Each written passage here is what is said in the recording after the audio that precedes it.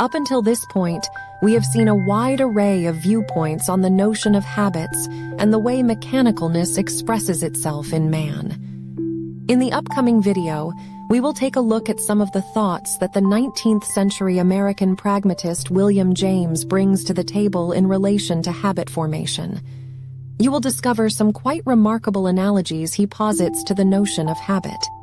Have you already joined our army of philosophy lovers? Please do. Thanks. William James, A Bundle of Habits. William James, 1842-1910, is one of the first modern thinkers at the intersection of physiology, psychology, and philosophy that added some new philosophical perspectives to the debate on the nature of habits. In his seminal work on the principles of psychology, he provides surprisingly clear explanations, often based on a certain degree of self-reflection, commenting on various concepts that are commonplace in most popular debates today, but were still in their infancy at the time. In the chapter on habit, James starts by saying that organic life can be reduced to a bundle of habits. This statement precludes the mechanical viewpoint he takes on the notion of habit, as he mostly emphasizes the physical aspects of habit formation.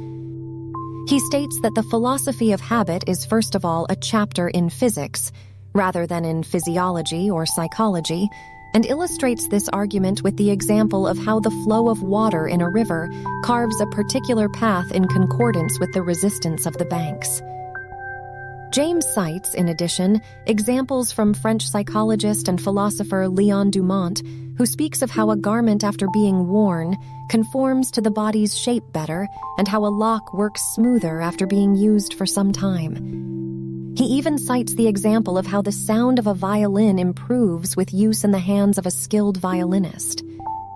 These examples strongly resemble the analogy Ouspensky uses to illustrate the way external impressions leave their imprint on the mind, as he compares this process to the way in which sound is being engraved in a wax roll, as was the way of recording sound at the time. What makes James's account even more interesting is the introduction of the notion of plasticity, which he sees as an important prerequisite for permanently changing organic material. He says, "Plasticity means the possession of a structure weak enough to yield to an influence, but strong enough not to yield all at once, and that this gradual yielding often saves the material from being disintegrated altogether."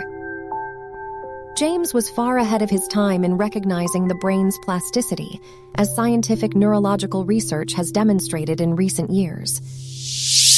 But can the notion of plasticity also serve our concern about habit formation in a conscious or rational sense? Can we compare the yielding of our thinking with the yielding of organic material, as is being proposed by James?